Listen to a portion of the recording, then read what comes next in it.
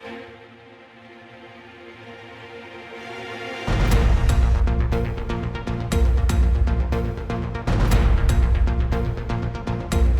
is your News Source Evening Bulletin for today, Thursday, the 20th day of May in the year 2021. I'm Gordon Mosley. Here's what we're tracking tonight.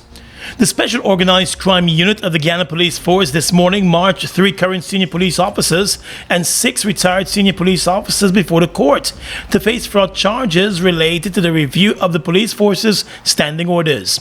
Assistant Police Commissioner Royston Andres Jr., Senior Superintendent of Police Marceline Washington, and Assistant Superintendent Marlon Kelman were charged, along with retired senior officers Paul Slow, Clinton Conway, Claude Whitaker, George Fraser, Mark Gilbert, and Michael Sutton, for allegedly conspiring with each other and persons unknown to defraud the Guyana Police Force of $10,056,000.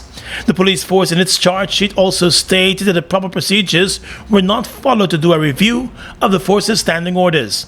Senior Superintendent Michael Sutton faced an additional charge of misconduct in public office related to the signing off of payment vouchers for the retired officers who were conducting the review project. In relation to the joint charge of conspiracy to defraud the Guyana Police Force, all of the accused were granted bail in the sum of $100,000 each.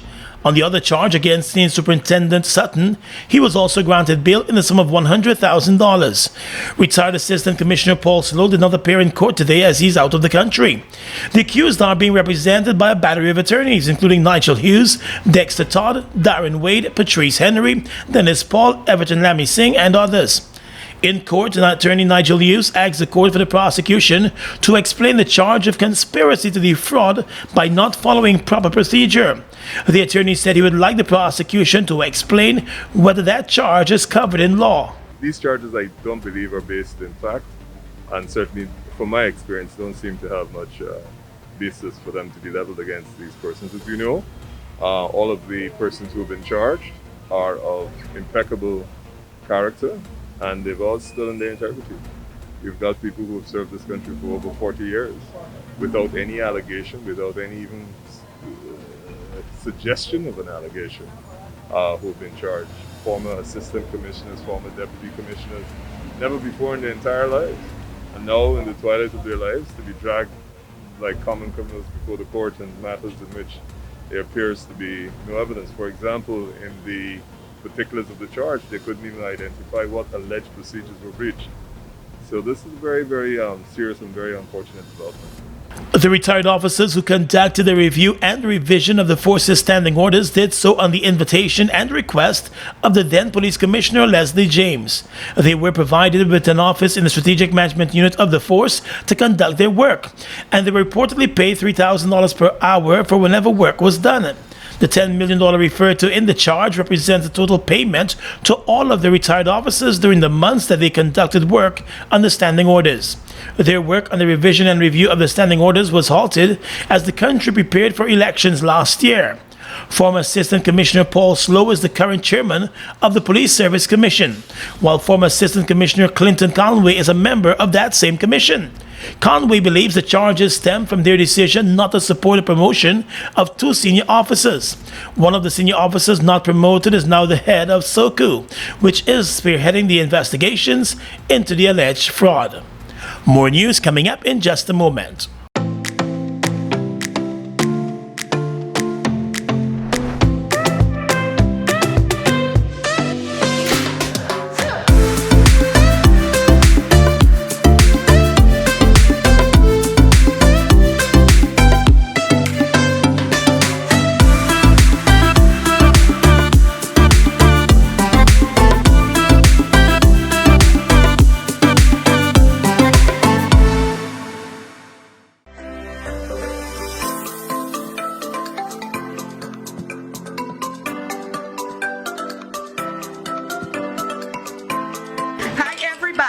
Me name Radhika, right? And me just get my COVID-19 vaccine. Me turn rich and me take me COVID-19 vaccine, right? And me want to encourage everybody out there to come and take your COVID-19 vaccine, because COVID-19 not discrimination, you know. Anybody can get them, in no matter what race you be, in no matter what color you be, in no even matter what gender you be, anybody can get COVID-19. So I come and I take your vaccine them because it's very important for take it. But remember that when you take your vaccine, that doesn't mean that you can just stop wear your mask and stop sanitizing and say you still got to take all the precautions. Nothing is 100% foolproof, but the vaccine is important for how you take. Here, Ranika says so.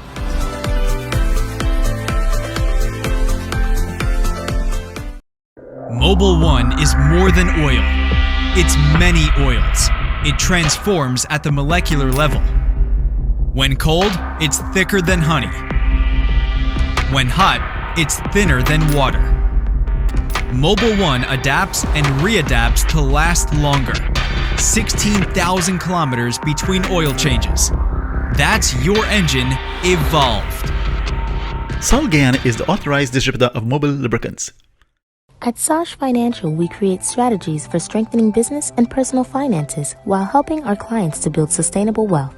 Our financial and business consultancy services are uniquely tailored to ensure every client receives quality packages and optimal results. Our financial services include financial reporting and analysis, financial status assessment, internal audits, bookkeeping and records management, financial planning advice, tax returns. Our business advisory services are related to business plans, business startups, operational improvement, business management, document preparation, procedures development, efficient marketing. Call or WhatsApp us today for your free consultation on telephone number 592-665-6045. Sash Financial, strengthening businesses, building wealth.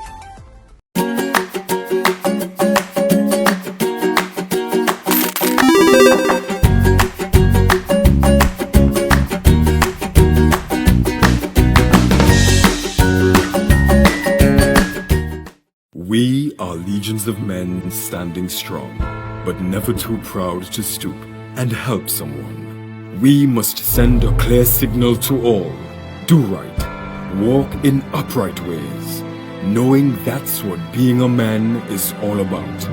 And ever aware that things will only get worse when good men do nothing. Stand strong, be the one to live right. Mom, what are you doing with GPL on your list? Child, you forgot I have to pay GPL? You got time with GPL? I have to keep these lights on. The customers who think in that manner and refuse to honor their obligation to GPL are obviously not playing their part in ensuring quality service delivery. So, I will continue to pay my GPL bill on time, every time. I recognize the value of your point, Mom. You were right.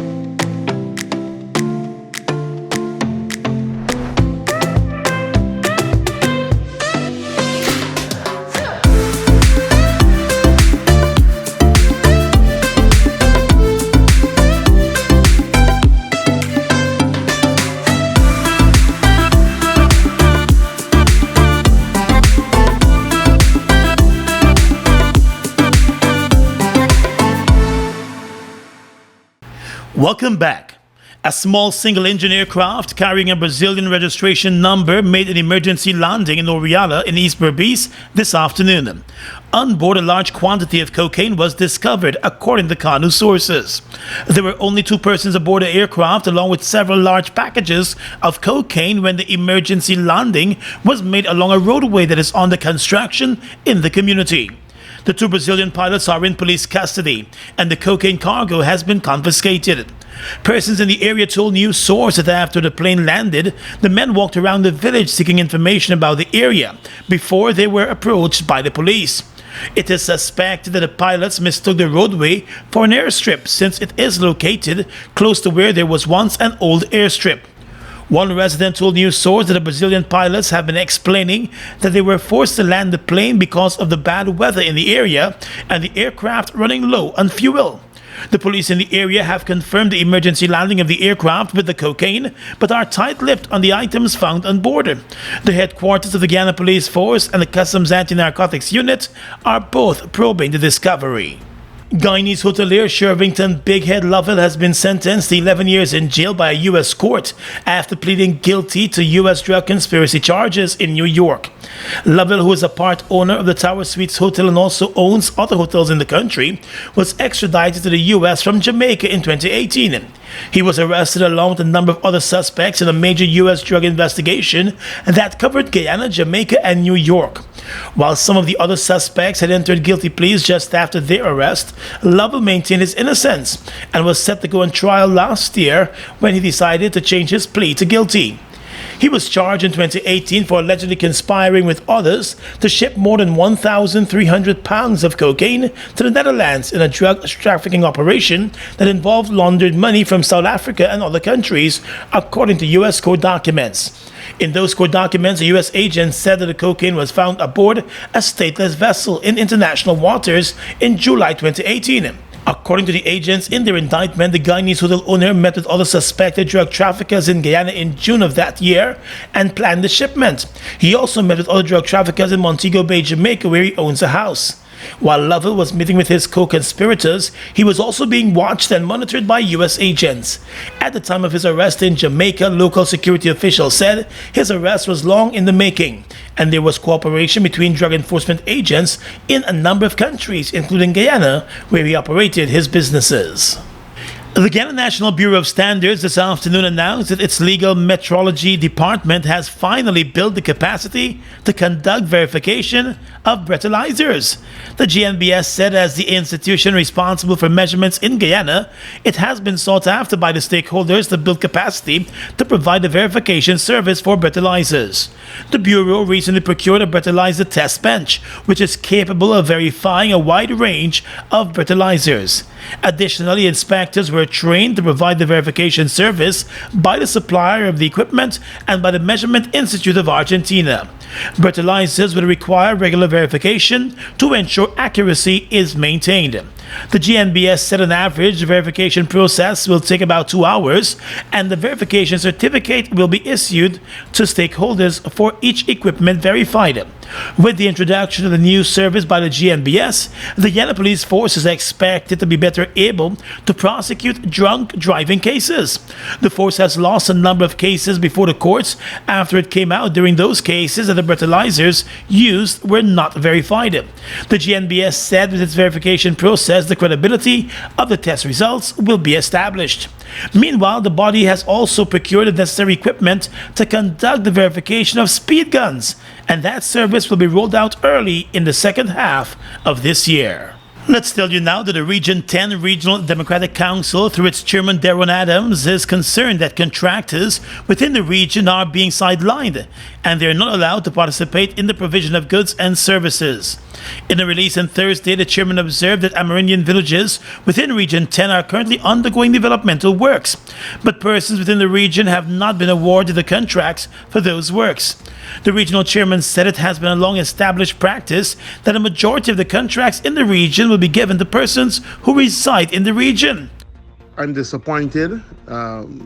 Many of the projects that were tendered out have gone to persons who are outside of Region 10. You know, back in November, I think it was, Minister of Local Government and Regional Development, Nigel Darmalat, had endorsed a position where we would have put to him that, at the level of the RDC, we would have made it clear that the preferred methodology is that the people of Region 10, once they would have participated in the tender process and would have successfully, completed the process by ensuring that they were compliant with GRA, NIS, and so on, and they would have been competitive in the process, that they would have been included in the provision of the goods and services that contribute, of course, to the development of this region. But that is no longer the case. The chairman said the contracts which are offered are not for technical works and noted that the residents are capable of constructing drains, building school and health posts, constructing security huts and building revetments.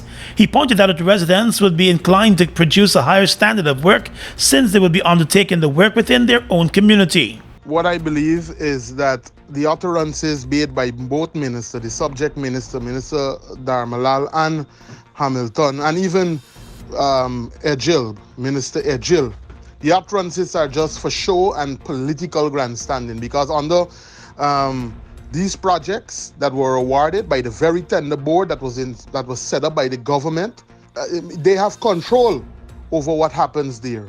We see currently at this level, in this year, 2021, over 70% of the contracts are awarded to persons who reside outside of Region 10, and I'm saddened by that. The Region 10 RDC says it will continue to also press forward with demands to decide on its representatives on the Regional Tender Board.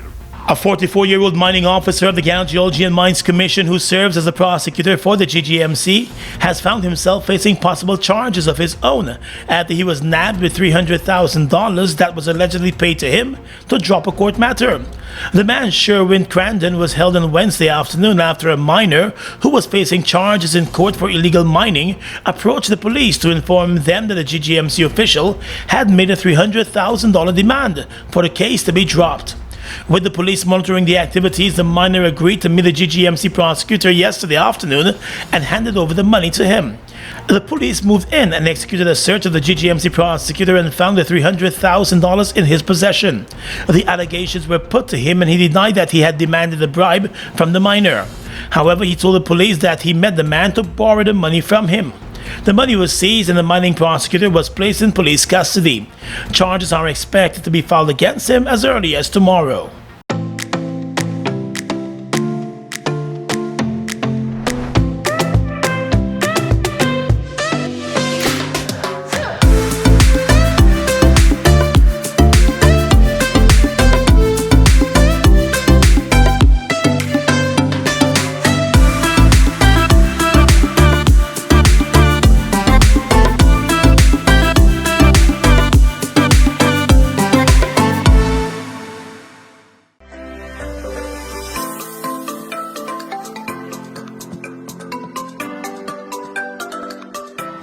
I'm Narissa Pearson, a broadcaster by profession and radio personality on 98.1 Hot FM of NCN. I just received my vaccine and the process was pretty simple and easy. I will admit I was very nervous.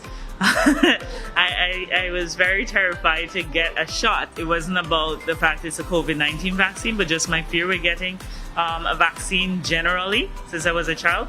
But it was a really simple process, and I want to encourage a lot of people out there to get vaccinated.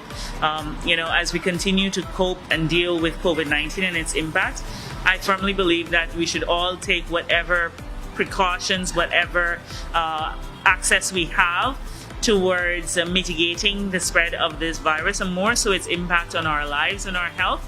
So I'm very, very happy to have been vaccinated, and I hope a lot of people out there come and get their vaccines as well. I look forward to getting my second dose on this page so that I can really have a proper defense system against COVID-19.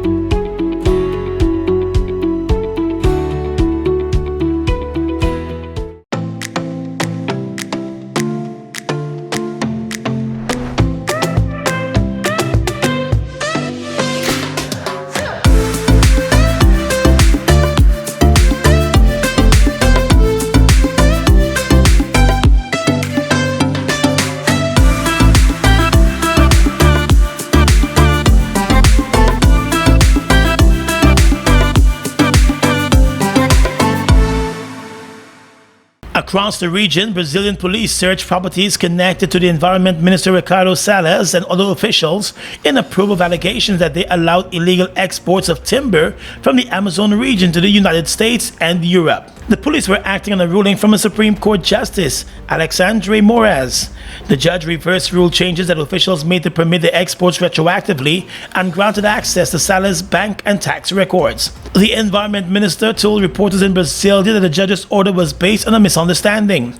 He defended the Environment Ministry and environmental regulator, saying they acted within the law and cooperated with other authorities. In the court documents, police said that the environmental officials had favored the exporting companies instead of the public interest, and authorities were looking for possible evidence of corruption and contraband. The Atlantic hurricane season will be a busier than normal one, but it's unlikely to be as crazy as 2020's record-shattering year. Meteorologists are reporting tonight. The National Oceanic and Atmospheric Administration forecasted that the hurricane season, which runs from June through November, will see 13 to 20 named storms moving through the Caribbean. 6 to 10 of those storms will become hurricanes and 3 to 5 will be major hurricanes, with winds of more than 110 miles per hour, the agency predicted. Since 1990, a typical hurricane season sees 14 named storms, 7 hurricanes and 3 major hurricanes, a climate normal that has increased in recent decades. There is a 60% chance that this hurricane season will be busier than normal, and only a 10% chance it will be below normal. And finally tonight, international news. Israel has agreed to a ceasefire in the Gaza Strip after 11 days of fighting with Hamas. The decision to stop hostilities followed an Israeli government security cabinet meeting, where it was decided to approve the Egyptian-mediated proposal this afternoon. The clashes are reported to have killed more than 200 Palestinians and 12 Israelis. A time has not been set yet for a ceasefire, though reports suggest it would take place from 2 o'clock tomorrow morning. There was no immediate comment from Hamas on the decision to call a ceasefire. The move comes after international pressure, including from the US President Joe Biden, to bring an end to the fighting which started on the 10th of May. And that's your News Source Evening Bulletin for tonight. I'm Gordon Mosley reporting and wishing you a safe night.